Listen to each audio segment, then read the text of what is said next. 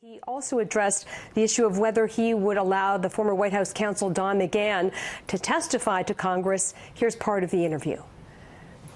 Well, I've had him testifying already for 30 hours. So is the answer no? And it's really, so I don't think I can let him and then tell everybody else you can't, because especially him, because he was a counsel. So they've testified for many hours, all of them.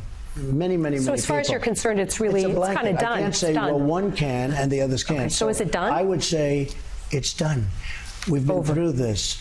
Nobody has ever done what I've done. I've given total transparency. It's never happened before like this.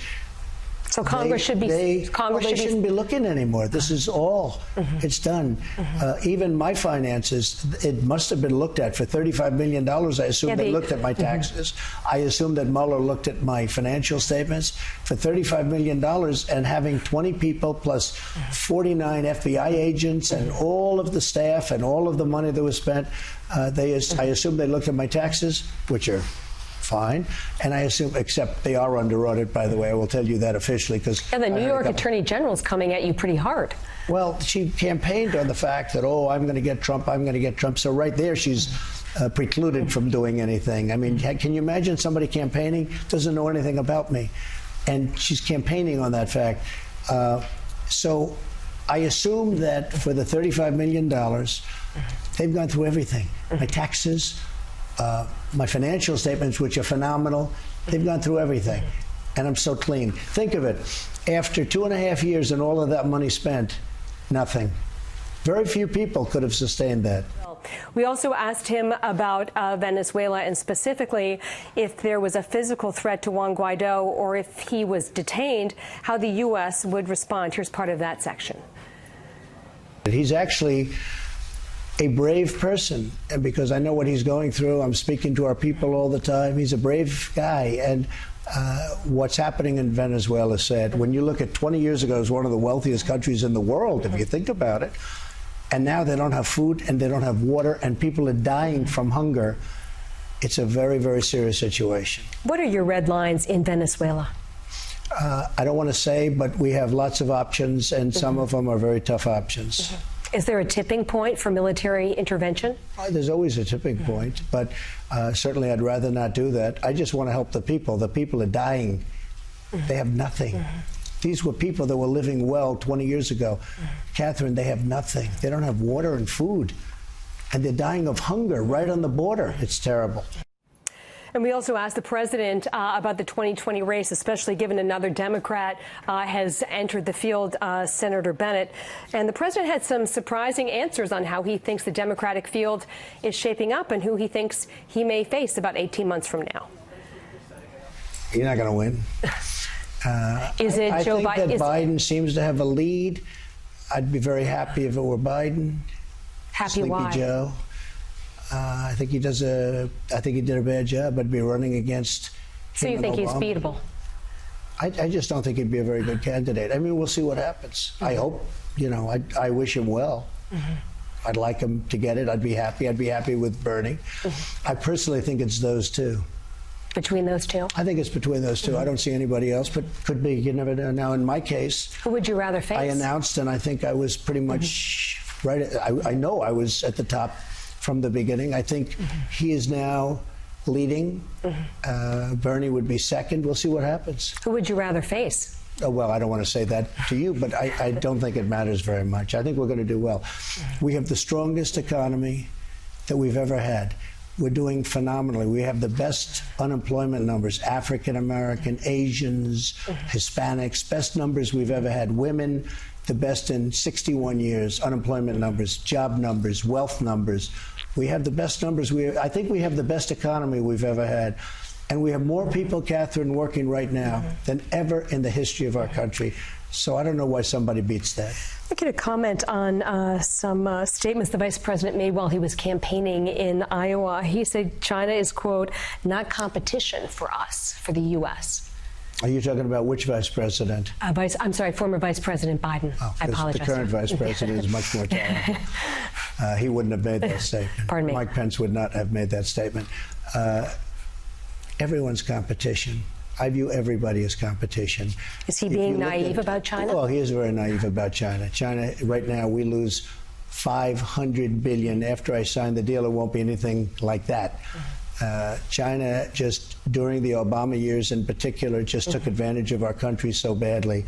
A very, very big competition, China. And I've stopped it, and I am stopping it. You know, during the course of the last 2.5 years, we've gone up $17 trillion in value. China's gone down $17 trillion. China, as you know, has taken a very, very big hit because of the tariffs and everything else I've imposed. We'll see whether or not we have a deal. We have a very good chance to have a great deal. But for somebody to be so naive and say that China's not a problem, if Biden actually said that, that's a very dumb statement. But we began with the Russia surveillance warrant and the records for a Trump campaign aide that will be declassified very soon. Yes, I'm going to be allowing declassification pretty soon. I didn't want to do it originally because I wanted to wait, because I know what they, I've seen the way they play. They play very dirty. So I decided to do it, and I'm going to be doing it very soon, far more than you would have even thought. May, June, July? No, soon. I mean, soon, whenever they weeks? need it. Whenever they need it, I'll be doing it. But I will be declassifying, yes, everything. Director Comey wrote in the New York Times, he called you, quote, amoral, and that this has rubbed off on the Attorney General and the Deputy Attorney General. Well, Comey leaks, and he lied. He lied in front of Congress. He was sworn testimony, classified information. I did a terrible job. Everybody wanted him fired. You know, everybody. Schumer, every Democrat, almost, every Republican, almost, probably 100%, but I say almost, just to say it so there's no mistake. But I read quotes from Schumer prior to my firing him. Everybody wanted him gone. He did a lousy job. He was a terrible director, terrible. There was dissension in the FBI. Can I ask you a question, President Trump? Yeah. If you take Director Comey out of the equation and his actions in 2016 and 2017, would the country be where it is today? I think that he did a terrible job. I would say he probably led some kind of an effort. The word spying has been used. He probably was one of the people leading the effort on spying. So it's a very serious charge to make. I know, and we'll find out whether or not it was true. And I think it could very well be true, but we're going to find out pretty soon. How did the Deputy Attorney General explain media reports that he discussed secretly recording you and invoking the 25th Amendment? I don't know. I don't know what happened. I mean, that. Did he have a phone call with you about it? Did he explain it on Air Force One? Honestly, I'd much rather have you ask him that question. It sounds a little bit far-fetched, frankly, but a lot of things in this case are far-fetched. But I got along with him, and I think that question you'd probably have to ask him. But we began this section by asking first about the upcoming election and whether the president had asked Vladimir Putin to back off in 2020. I don't think I've spoken to him about the 2020, but I certainly have told him you can't do what you're doing, and I don't believe they will be. I don't believe they will. Have you been very firm with the Russian president on that point? I think I have been. I think nobody's done more about Russia than I have. President Obama in September, before the November election, my November election, if you look, he was told by the FBI and others about Russia. He did nothing about it. What could he have done?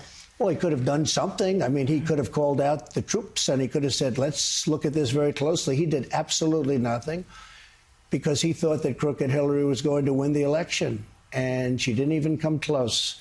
So it's just one of those things, you know, and that had nothing to do, by the way, with Russia, because everybody said it didn't affect the vote. You've heard that many times, didn't affect the vote.